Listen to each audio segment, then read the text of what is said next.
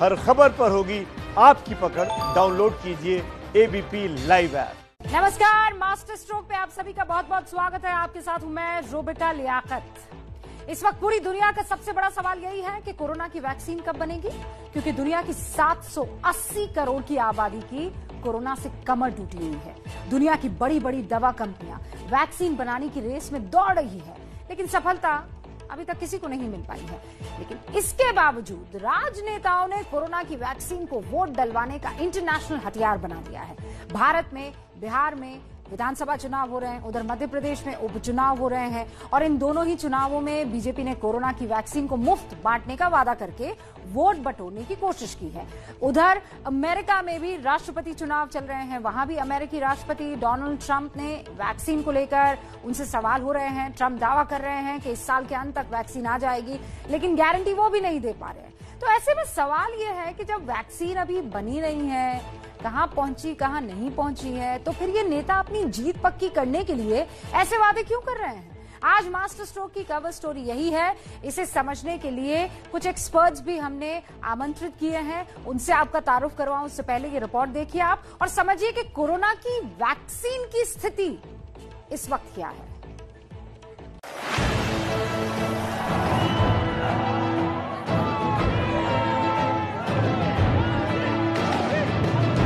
बिहार में हर एक के लिए मुफ्त में वैक्सीन मिल जाएगा।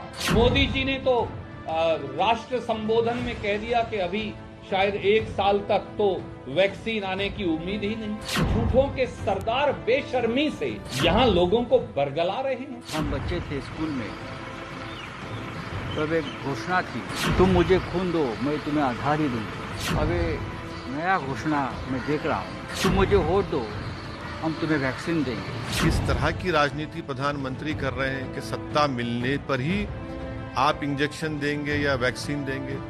तो सत्ता अगर नहीं मिलेगी, जो हमको यकीन है कि इंशाल्लाह उनको नहीं मिलेगी, तो अगर वैक्सीन नहीं देंगे। नरेंद्र मोदी जी को क्या, डोनाल्ड ट्रंप को भी नहीं पता होगा कि कब कोरोना का वैक्सीन आने वाला है। दूसरी बात, ये वैक्सीन अगर आएगा तो ये देश का होगा ना कि बीजेपी का होगा। बिहार के चुनावों में कोरोना की वैक्सीन पर ये राजनीति इसलिए हो रही है क्योंकि बीजेपी ने सरकार बनने पर कोरोना की वैक्सीन मुफ्त देने का ऐलान किया था। लेकिन कोरोना की वैक्सीन सिर्फ बिहार में ही नहीं बल्कि मध्य प्रदेश के उपचुनावों में भी मुद्दा बनी हुई है। यहाँ 28 सीटों के लिए उपचुनाव हो रहे हैं। कल से हर रैली में शिवराज सिंह चौहान गरीबों को मुफ्त में कोरोना वैक्सीन देने की घोषणा करके वोट मांग रहे हैं। जिनकी आर्थिक स्थिति ऐसी होगी कि वो वैक्सीन का खर्चा नहीं उठा पाएंगे, उन गरीबों को फ्री में लगवाएंगे। शिवराज सिंह जी फोकट में घोषणा कर रहे हैं तो हम लोगों को कोविड वैक्सीन मुफ्त में देंगे, पर अभी कोविड वैक्सीन का तो नाम निशान नहीं है, इसीलिए तो शिवराज सिंह जी घोषणा कर रहे हैं। यही तो विडंबना है, अभी वैक्सीन आई भी नहीं और राजनीति के बाजार ने उसे उत्पाद बनाकर वोट खरीदने शुरू कर दिए। कोरोना की वैक्सीन पर बड़े बड़े दावे सिर्फ भारत में ही नहीं हो रहे बल्कि अमेरिका के चुनावों में भी कोरोना का टीका एक बड़ा मुद्दा बना हुआ है। कल अमेरिका में राष्ट्रपति चुनाव की तीसरी और आखिरी डिबेट हुई, जिसमें अमेरिकी राष्ट्रपति डोनाल्ड ट्रंप ने दावा किया कि इस साल के अंत तक कोरोना की वैक्सीन उपलब्ध हो जाएगी। Vaccine that's coming, it's ready. It's going to be announced within weeks and it's going to be delivered. We have Operation Warp Speed, which is the military is going to distribute the vaccine. इसके बाद जब Trump से सवाल पूछा गया कि क्या इसकी कोई गारंटी है, तो वो पीछे हट गए। कहा गारंटी तो नहीं है, लेकिन कुछ कंपनियां वैक्सीन तैयार कर रही हैं। Is that a guarantee? No, it's not a guarantee, but it will be by the end of the year. But I think it has a good chance. There are 2 companies, I think, within a matter of weeks, and it will be distributed very quickly. Can you tell us which companies? Johnson & Johnson is doing very well. Moderna is doing very well. Pfizer is doing very well, and we have numerous others. Donald Trump ने ऐसा कुछ भी नया नहीं बताया जो दुनिया को पता नहीं है। हकीकत यह है कि अभी तक किसी भी कंपनी की वैक्सीन कारगर नहीं पाई गई। WHO की देखरेख में कोरोना के 170 वैक्सीन पर काम चल रहा है, जिनमें से 154 को अभी तक इंसानों पर टेस्ट नहीं किया गया। 36 वैक्सीन को छोटे स्तर पर इंसानों पर टेस्ट किया जा रहा है। 16 वैक्सीन फेज 2 में है, जिन्हें थोड़े बड़े स्तर पर टेस्ट किया जा रहा है, और सिर्फ 11 वैक्सीन तीसरे फेज में हैं, जिन्हें बड़े स्तर पर इंसानों पर आजमाया जा रहा है। इनमें सबसे ज्यादा उम्मीदें ऑक्सफोर्ड यूनिवर्सिटी और दवा कंपनी एस्ट्रोजेनेका की तरफ से विकसित वैक्सीन से थी, जिसका ट्रायल आखिरी दौर में चल रहा था। लेकिन ब्राजील के रियो में 28 साल के एक वॉलंटियर की मौत से इस वैक्सीन के ट्रायल को झटका लगा है। कौन सा देश सबसे पहले वैक्सीन बनाता है, इसकी भी होड़ पूरी दुनिया में मची है। पिछले महीने रूस से यह खबर आई कि उन्होंने कोरोना की वैक्सीन बना ली है। ये भी दावा किया कि रूस के राष्ट्रपति व्लादिमीर पुतिन की बेटी को कोरोना का पहला टीका लगाया गया था। रूस ने इस वैक्सीन को स्पुतनिक 5 का नाम दिया था। इस महीने रूस ने कोरोना की दूसरी वैक्सीन एपिवैक कोरोना को मंजूरी दी। मेडिकल जर्नल लांसेट ने रूस की वैक्सीन को प्रभावी भी बताया। लेकिन वैक्सीन बनाने के बावजूद रूस में कोरोना के मामलों की संख्या तेजी से बढ़ने लगी। ये बहुत हैरान करने वाला है। वैक्सीन लॉन्च के वक्त रूस में कोरोना के रोज 5000 केस आ रहे थे, लेकिन पिछले एक हफ्ते से रूस में हर रोज 15000 से ज्यादा केस आ रहे हैं। यानी रूस को भी सफलता नहीं मिल रही। इसीलिए यह सवाल उठ रहा है कि अगर वैक्सीन बन भी गई तो क्या वो कारगर साबित होगी? क्या वैक्सीन से कोरोना का संक्रमण रुक जाएगा? या फिर संक्रमण की रोकथाम के लिए दवाई का इंतजार करना होगा?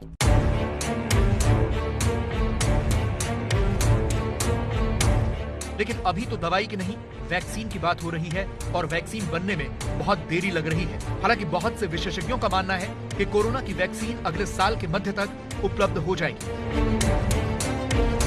लेकिन आमतौर पर किसी भी बीमारी का टीका बनने में कई साल लग जाते हैं, क्योंकि परीक्षण से यह साबित होना चाहिए कि टीका सुरक्षित है। किसी भी परीक्षण में वैक्सीन को 4 ट्रायल से गुजरना होता है। हर ट्रायल में वैक्सीन का सुरक्षित साबित होना बहुत जरूरी है। टीका विकसित होने के बाद उसे लोगों तक पहुंचाना बड़ी चुनौती है। दुनिया के अरबों लोगों तक वैक्सीन पहुंचाने के लिए रणनीति बनानी होगी। यानी एक बार सफल वैक्सीन बन जाने के बाद उसे पहुंचाना भी एक बड़ी चुनौती है। लेकिन इसके बावजूद वैक्सीन के नाम पर वोट बटोरने की पूरी कोशिश हो रही है। केवल हमारे कार्यकर्ता नेताओं का नहीं है। देखिए, सिर्फ वादा और वादे को तोड़ने जैसा नहीं है ना। हमारे साथ इस पूरे के पूरे मसले को समझाने के लिए 2 खास मेहमान जुड़ चुके हैं। पहले हैं डॉक्टर धीरज कौल, जो सीधे अमेरिका से हमारे साथ जुड़े हैं, टू बी प्रिसाइज न्यूयॉर्क से हमारे साथ जुड़े हैं। Welcome doctor Kaul. और दूसरे हैं प्रोफेसर संतोष कुमार, जो कि national institute of disaster management के प्रोफेसर हैं। संतोष जी, शुरुआत मैं आपसे करने वाली हूं, वो ये कि ये जो मेडिकल टूल है, जब इसका आप पॉलिटिकल यूज करने लगते हैं, आप इसे पॉलिटिकली इस्तेमाल करने लगते हैं, तो इसका भारी नुकसान सोसाइटी को झेलना पड़ता है। मैं उस नुकसान के बारे में आपसे जानना चाहती हूं। देखिए, उसका इस्तेमाल पॉलिटिकल हो या गवर्नेंस के लिए हो, इसका तो मैं जवाब नहीं दे पाऊंगा। लेकिन मुश्किल ये है कि जैसे अगर एक प्रिपेयर्डनेस होती है कि इन एंटिसिपेशन, तो जैसे इन एंटिसिपेशन की हम तैयारी करते हैं कि अगर हमें लगता है कि लाइकलीहुड है कि हमें 2021 के जनवरी में या दिसंबर तक मिलेगा वैक्सीन, तो अगर ट्रायल 2 में है या ट्रायल 3 स्टेज में है या ट्रायल 4 स्टेज में है, उसको एंटिसिपेट करते हैं और उसके बाद हम अपने इसके रिक्वायरमेंट के हिसाब से बुकिंग करते हैं। और उसके बाद फिर हम डिस्ट्रीब्यूशन सिस्टम को, जो सप्लाई चेन मैनेजमेंट है, उसके हिसाब से हम सप्लाई चेन मैनेजमेंट की तैयारी करते हैं, क्योंकि वैक्सीन को ट्रांसपोर्ट करने का एक अलग लॉजिस्टिक सिस्टम होता है और वो सभी इंटरनेशनल स्टैंडर्ड के हिसाब से होते हैं। तो अभी जैसे ऑनरेबल प्राइम मिनिस्टर ने जो एक अनाउंसमेंट और एक मीटिंग भी ली है, इसके डिस्ट्रीब्यूशन के कॉन्टेक्स्ट में ली है, जो उसमें जितने भी लोग जुड़े हैं, जितने भी स्टेक होल्डर्स हैं, और उसमें उन्होंने उन सबको अलर्ट किया है with the ministry of health and family welfare कि किस तरह से हम इसको ट्रांसपोर्ट करेंगे टू द लास्ट माइल। और लास्ट माइल का मतलब है कि हर व्यक्ति तक पहुंचे जहां तक इसकी आवश्यकता है। तो ये एक प्रिपेयर्डनेस की एक बहुत अच्छी रणनीति है जिससे हम स्टार्ट कर सकते हैं कि हम किस तरह से इसको पहुंचा सकते हैं। क्योंकि कभी कभी होता है कि आपके पास वैक्सीन मिल गई, आपके पास स्टॉक भी है, लेकिन आप डिस्ट्रीब्यूट नहीं कर पाते। ओके, जिस डायरेक्शन में हमें ले जा रहे हैं उसके ऊपर हमने बाकायदा पूरी एक रिसर्च की है कि मान लीजिए हमारे पास वैक्सीन आ गई है, पूरी तरीके से हमारे पास उसका स्टॉक है, लेकिन आखिरी आदमी तक पहुंचाने में भी कितने चैलेंजेस हो सकते हैं, उस पर हम बात करेंगे। इनफैक्ट जो अगली हमारी रिपोर्ट है, दर्शकों को उसका इंतजार करना पड़ेगा। लेकिन प्रोफेसर संतोष, क्योंकि हमारे साथ डॉक्टर कौल जुड़े हुए हैं। डॉक्टर कौल, ये बड़ा इंटरेस्टिंग है। आप देखिए ना, आप चलिए, हिंदुस्तान एक डेवलपिंग कंट्री है, यहाँ पर आप फिर भी कह सकते हैं कि कोरोना को लेकर जो जद्दोजहद चल रही है और जिस तरीके से हमें प्रिपेयर रहना चाहिए या जिस तरीके से हमें बिहेव करना चाहिए, बर्ताव करना चाहिए, वो थोड़ा कम हो रहा है। लेकिन वहां अमेरिका तो डेवलप कंट्री है ना, सुपर पावर है, वहां भी बिल्कुल ऐसा ही हो रहा है जैसा यहाँ हो रहा है। कोई दोनों में अंतर नहीं है। नमस्ते, थैंक यू। सवाल आपने पूछा है, एक्चुअली हेल्थ केयर और पॉलिटिक्स को बिल्कुल सेपरेट रखना चाहिए। बिल्कुल सही बात कर रहे हैं। Health care is a birth right, एक इंसान का जीवन का अधिकार है और एजुकेशन भी है। इन दोनों से पॉलिटिकल माइलेज गेन करना एक इंफीरियोरिटी का कॉम्प्लेक्स दिखाता है किसी भी सोसाइटी के लिए।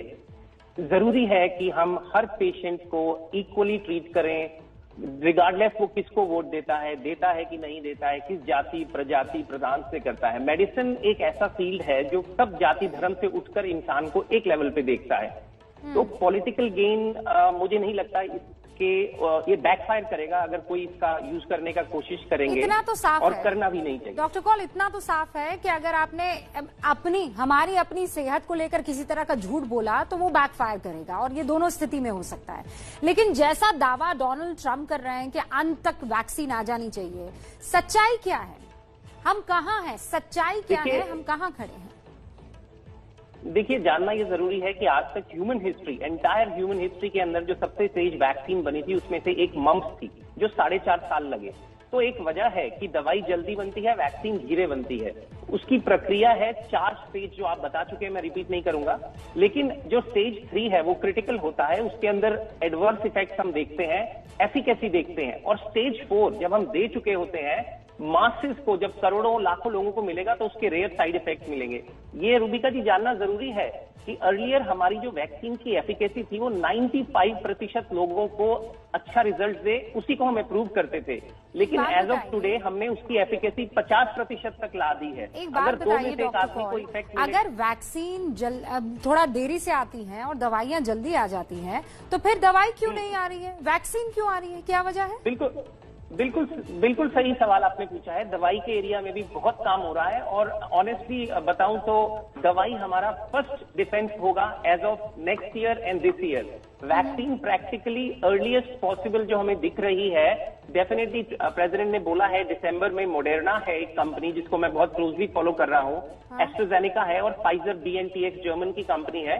उनके मास प्रोडक्शन ऑलरेडी क्रिएट हो चुके हैं। हमने 50-60 मिलियन कॉपीज बना दी हैं, और सरकार उस पर पैसा डाल चुकी है कि अगर फेल होगी तो सरकार उसका इफेक्ट उठाएगी। अगर पास हुई तो मास डिस्ट्रीब्यूशन प्रायोरिटी वाइज देना शुरू करेंगे वृद्ध लोगों को, डिजीज लोगों को, फ्रॉम अप्रैल मार्च ऑनवर्ड।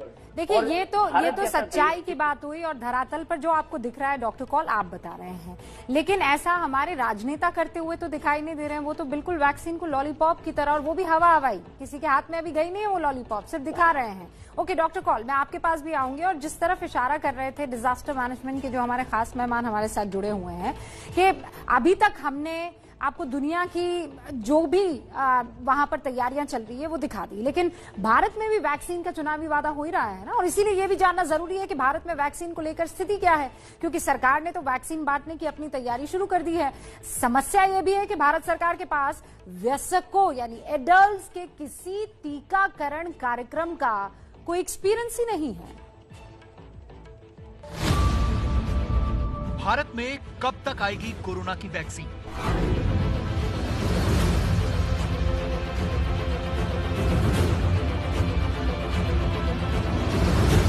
इस सवाल के जवाब का इंतजार हिंदुस्तान के 138 करोड़ लोगों की आबादी कर रही है। हकीकत नेताओं को पता है कि अभी वैक्सीन आने में समय है, लेकिन इसके बावजूद वो कोरोना की वैक्सीन का राजनीतिकरण कर रहे हैं। वैसे नेता तो आपको नहीं बताएंगे, लेकिन हम बता देते हैं कि कोरोना वैक्सीन को विकसित करने में भारत कहां खड़ा है। भारत में कुल 4 वैक्सीन का परीक्षण चल रहा है। पहली है भारत बायोटेक और ICMR द्वारा तैयार स्वदेशी वैक्सीन, जिसे तीसरे और आखिरी चरण की मंजूरी दे दी गई है। तीसरे चरण का क्लिनिकल ट्रायल 10 राज्यों के 28,000 लोगों पर किया जाएगा।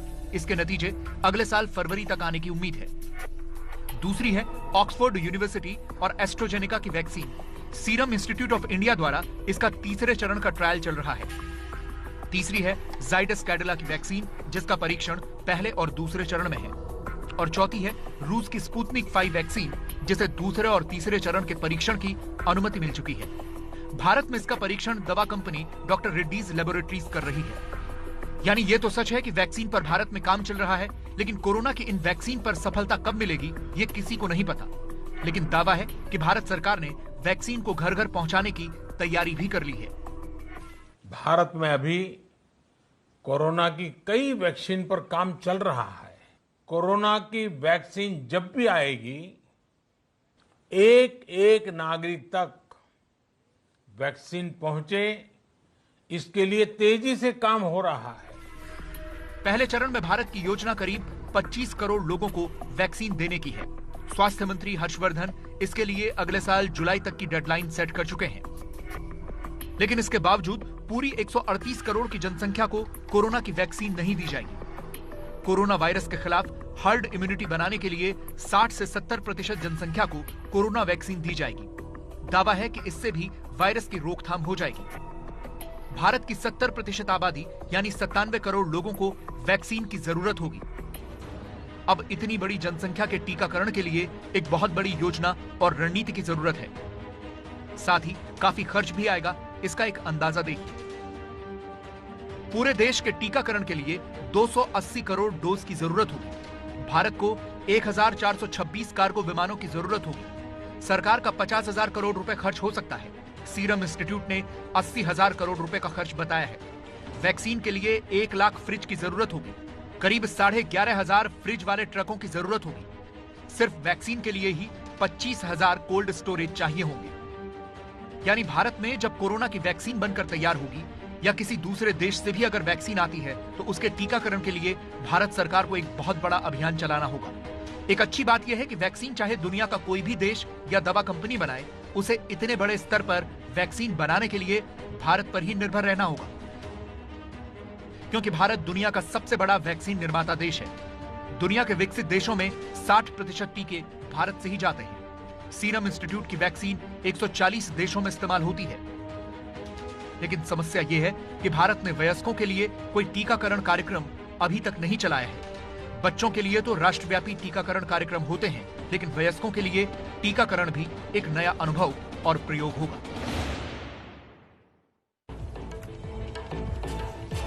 देखिए, वैक्सीन इतनी सी, लेकिन उसके लिए तैयारी आप देख रहे हैं पहाड़ों पहाड़ करनी पड़ेगी।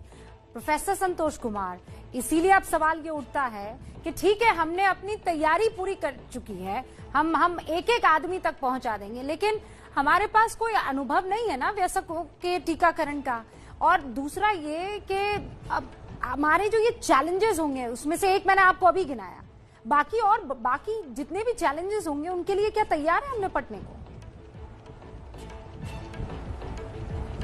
देखिए, ये एक एक्स्ट्राऑर्डिनरी सिचुएशन है और इसको हमें मानना पड़ेगा कि जैसे ये एक ग्लोबल फेनोमेना की तरह ये है, पेंडेमिक है, इसीलिए इसका नाम पेंडेमिक है। और पेंडेमिक में जब हम हर व्यक्ति तक पहुंचना चाहते हैं तो जैसा मैंने अभी आपसे कहा कि इसमें तैयारियों की कई स्टेजेस में तैयारियां होंगी और तैयारियां शुरू कर दी गई हैं। तो जैसे आपने देखा बाढ़ में और भूकंप में और जैसे लोगों तक पहुंचते हैं, हमारे यहाँ एक सप्लाई चेन सिस्टम का एक मैनेजमेंट है, रेवेन्यू सिस्टम का पूरा एक सेटअप है, पुलिस सिस्टम का एक पूरा सेटअप है, सिविल सोसाइटी का एक सेटअप है, हमारे जो मेडिकल सोसाइटी के जितने लोग हैं उनका एक सेटअप है। तो एक कन्वर्जेंस की बात होगी इसमें। और इसीलिए जो बार बार अभी जो प्रधानमंत्री जी की जो मीटिंग हुई है उसमें उन्होंने इम्फेसिस किया, केवल सरकारी तंत्रों पे नहीं ध्यान दिया, उन्होंने सरकारी तंत्रों के अलावा भी जितने भी स्टेक होल्डर्स हैं उनको इंगेज करने के प्रोसेस को शुरू करने की बात कही है। तो कहने का मतलब ये है कि चाहे वो एक्स कहें या वाई कहें की बात है, लेकिन आइडिया है कि इस पैंडेमिक को हम लोगों को एक साथ मिलकर डिस्ट्रीब्यूशन के सिस्टम में और सप्लाई चेन मैनेजमेंट को हमें प्रबल बनाने की है। तो इसमें प्रबल बनाने की भूमिका में सबसे पहले एंटीसिपेट, जो आपने कहा कि हमारे अनुभव क्या है पहले के, तो पहले के अनुभव केवल जरूरी नहीं कि हमें पैंडेमिक का ही अनुभव हो, लेकिन कई हमने जो एपिडेमिक देखा है उसका अनुभव है, और साथ साथ हमने कई डिजास्टर्स भी देखा है। इंडिया में सप्लाई चेन मैनेजमेंट की जो अपनी एक व्यवस्था है, खास करके डिजास्टर के सिचुएशन में डिफिकल्ट जगहों पे लोगों को पहुंचाना, और वो एक बहुत बड़ा जो हमारा अनुभव है उसमें इस अनुभव को सम्मिलित किया जा सकता है। तो ये जो सम्मिलित होगा, क्योंकि ये डिपार्टमेंट केवल हेल्थ डिपार्टमेंट की बात नहीं है, ये समग्रता की बात है। तो इस समग्रता में सभी की आवश्यकता होती है, और इसी वजह से अन्य आपदाओं में लोग डॉक्टर कॉल के पास ले जाना चाहती हूँ। इनके भी समग्रता में जोड़ना होगा। हम सबको सबकी जरूरत इसमें होगी, न सिर्फ सरकार की तरफ से, पर हमें भी अपने एक लेवल पर लड़ना होगा, जिसे कोरोना वॉरियर्स कहा जा रहा है कि हम भी अपने आप में कोरोना वॉरियर्स हैं। तो डॉक्टर कॉल, ये तैयारियां हिंदुस्तान में, आई एम श्योर अमेरिका में भी इस तरीके की तैयारियां हो रही होगी, लेकिन असल सवाल तो ये है ना कि क्या इस वातावरण में जिस तरीके का बर्ताव हमारा होना चाहिए, सिर्फ एक कंट्री के नाते नहीं, ग्लोब के नाते, या ये कहिए ग्लोबल लेवल पर, वो बर्ताव हम कर रहे हैं, हम बिहेव वैसा कर रहे हैं? बहुत अच्छा सवाल पूछा है आपने। एक्चुअली एक की पॉइंट अंडरस्टैंड समझने का ये है कि ये अनप्रेसिडेंटेड सिचुएशन है। मैंने अप्रैल में आपके टीवी चैनल पे आकर भी कई बार ये बताया था कि ये कितना सीरियस इशू है। उस टाइम आई थिंक अवेयरनेस इतना नहीं था। अभी जो सेकंड चैलेंज हमारे हाथ में आएगा, वो बिल्कुल आपने सही पॉइंट किया है, distribution, multiplication, distribution and administration. 3 steps होते हैं।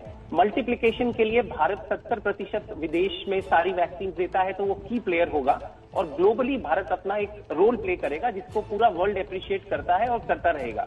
और दूसरी बात जानना यह जरूरी है, सबसे लो कॉस्ट की वैक्सीन इंडिया बनाता है, वर्ल्ड में एक्सपोर्ट करता है, बहुत अच्छा नाम है।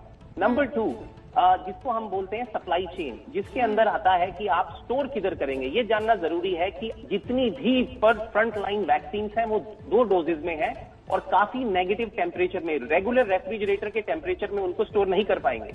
उनकी जो टेम्परेचर स्टेबिलिटी है वो वेरी करती है, कई -5 पे होंगी, कई -10 पे, -20 में। एक रेगुलर रेफ्रिजरेटर में आप कितना कर पाएंगे?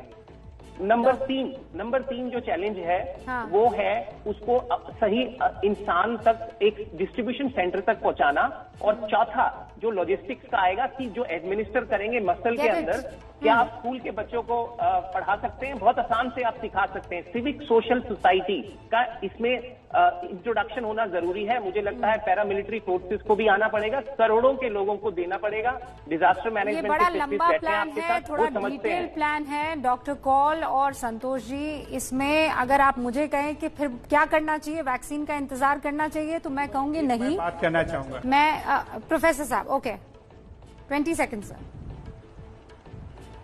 मैं एक बात जो मुझे लगता है कि इसके कॉम्बिनेशंस में देखना चाहिए, जो मैंने समग्रता की बात कही।